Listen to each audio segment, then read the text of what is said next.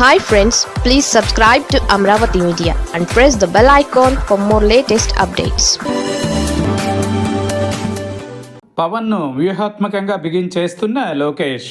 చంద్రబాబు కూర్చున్న పల్లకి మోయడానికి తనను నమ్మి రాజకీయ ఆసక్తి పెంచుకున్న కాపు సామాజిక వర్గ నేతలందరితోనూ కూడా చంద్రబాబు పల్లకి మోయించడానికి డిప్యూటీ ముఖ్యమంత్రి పవన్ కళ్యాణ్ మానసికంగా ఎన్నడో సిద్ధమైపోయారనే విమర్శలు రాజకీయ వర్గాలలో తరచుగా వినిపిస్తూ ఉంటాయి. ఈ విమర్శలో నిజమెంతో తెలియకపోయినప్పటికీ పవన్ కళ్యాణ్ కూటమి నుంచి ఎన్నటికీ వైదొలిగే అవకాశం లేకుండా తెలుగుదేశం నేతలు మాత్రం వ్యూహాత్మక మైండ్ గేమ్ ఆడుతున్నట్టుగా మనకు కనిపిస్తోంది. ప్రత్యేకించి నేడో రేపో ముఖ్యమంత్రి కావాలనే కార్యాచరణ ప్రణాళికతో అడుగులు వేస్తున్న నారా లోకేష్ పవన్ కళ్యాణ్కు ప్రసన్నం చేసుకునే ప్రయత్నాలు మాత్రం చాలా రంజుగా కనిపిస్తున్నాయని ప్రజలు అనుకుంటున్నారు. నారా లోకేష్ దాదాపుగా పాల్గొనే ప్రతి కార్యక్రమంలోనూ సహజంగా చంద్రబాబు నాయుడు పరిపాలనను కీర్తిస్తుంటారు. ఆయన గురించి ఖచ్చితంగా కొన్ని వాక్యాలు చెబుతుంటారు. అంతే సహజంగా పవన్ కళ్యాణ్ను కూడా పొగుడుతూ ఉండడం గమనించాల్సిన సంగతి. ప్రత్యేకంగా చెప్పుకోవాలంటే ఈ ఇద్దరు నాయకులను పొగడ్డంలో ఒక చిన్న తేడా ఉంది. చంద్రబాబు నాయుడును పొగిడేటప్పుడు ఆయన పాలనా సామర్థ్యం గురించి, ఆయన నిర్ణయాల గురించి, రాష్ట్రం కోసం ఆయన పాటుపడే తీరు గురించి శ్లాఘిస్తూ ఉంటారు.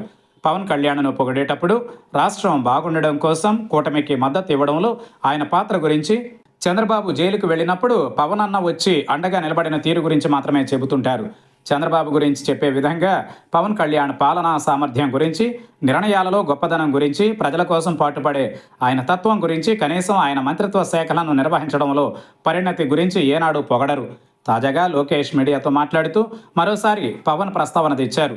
తాను ఇటీవల జాతీయ మీడియాతో మాట్లాడుతూ 2029 ఎన్నికలలో కూడా తెలుగుదేశం పార్టీ, జనసేన, బీజేపీ కలిసి పోటీ చేస్తాయని చెప్పానని, దీనిపై జనసేనాని పవన్ అన్న ఫోన్ చేసి 2029 ఎన్నికలు మాత్రమే ప్రస్తావించావేంటి, ఈసారి చెప్పేటప్పుడు 15 ఏళ్ల పాటు కూటమి బంధం కొనసాగుతుందని చెప్పు అంటూ కోపడ్డారని నవ్వుతూ సెలవిచ్చారు.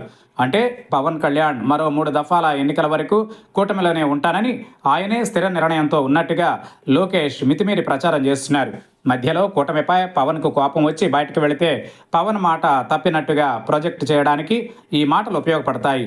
ఇలా పదే పదే పొగడడం ద్వారా పవన్ కళ్యాణ్ కూటమి నుంచి తప్పుకునే ఆలోచన వచ్చినా వెళ్లకుండా ఆయన ముందరి కాళ్ళకి వ్యూహాత్మక సంఖ్యలు వేస్తున్నారని ప్రజలు నవ్వుకుంటున్నారు.